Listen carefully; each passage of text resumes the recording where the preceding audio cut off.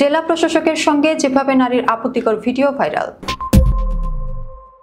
শরীয়তপুরে জেলা প্রশাসক মোহাম্মদ আশরাফ উদ্দিনের একটি আপত্তিকর ভিডিও সামাজিক যোগাযোগ মাধ্যমে ভাইরাল হয়েছে। ওই ভিডিওটিতে তার সঙ্গে এক নারীকে অন্তরঙ্গ অবস্থায় দেখা গেছে। এ নিয়ে জেলা জুড়ে চলছে আলোচনা সমালোচনা। শুক্রবার সকালে প্রবাসী সাংবাদিক জাওয়াদ নির্ঝর তার ব্যক্তিগত ফেসবুকে জেলা প্রশাসকের আপত্তিকর ছবি ও ভিডিওটি টেলিগ্রামে পোস্ট করেন।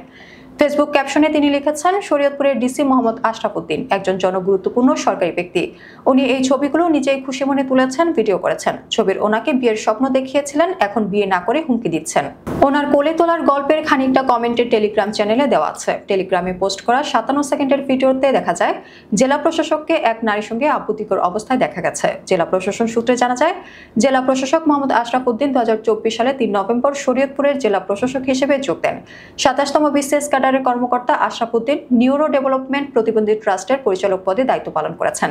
বিষয়টি নিয়ে ক্ষোভ জানিয়ে জেলার বৈষম্য বিরোধী ছাত্র আন্দোলনের আহ্বায়ক ইমরান আল নাজির বলেন, ডিসি তার সৎ চরিত্র ধরে রাখতে পারেনি। জাওয়াদ নির্ঝর নামের এক প্রবাসী সাংবাদিক ডিসি এবং এক নারীর কিছু অন্তরঙ্গ মুহূর্তের ভিডিও সামাজিক যোগাযোগ মাধ্যমে আপলোড করেছেন। তা থেকে আমরা বিষয়টি জানতে পেরেছি। ডিসির কাছ থেকে এ ধরনের কাজ কেউ প্রত্যাশা করে না, তবে এখন পর্যন্ত ওই নারীর পরিচয় পাওয়া যায়নি। এ বিষয়ে জানতে জেলা প্রশাসক মোহাম্মদ আশরাফ উদ্দিনের মোবাইল ও হোয়াটসঅ্যাপ নম্বরে কল দিলেও তিনি ফোন রিসিভ করেনি। এতে তার বক্তব্য জানা যায়নি। উল্লেখ্য, এর আগে 2023 সালে এক নারীর সঙ্গে বরগুনার সাবেক ডিসি মোহাম্মদ হাবিবুর রহমানের অন্তরঙ্গ মুহূর্তের ভিডিও সামাজিক যোগাযোগ মাধ্যমে ছড়িয়ে পড়ার পর যুগ্ম মহাসচিব মোহাম্মদ হাবিবুর রহমানকে জনপ্রশাসন মন্ত্রণালয়ের বিশেষ ভারপ্রাপ্ত কর্মকর্তা করা হয়।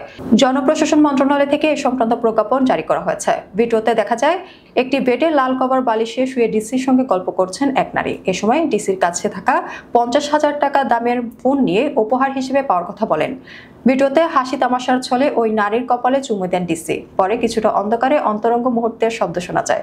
বোঝা যায় ওই নারী বরগুনা ডিসির বাংলোতে প্রায় রাত যাপন করতেন। জানা যায় 2020 সালের 17 ডিসেম্বর বরগুনার ডিসি পদে যোগ দেন হাবিবুর রহমান।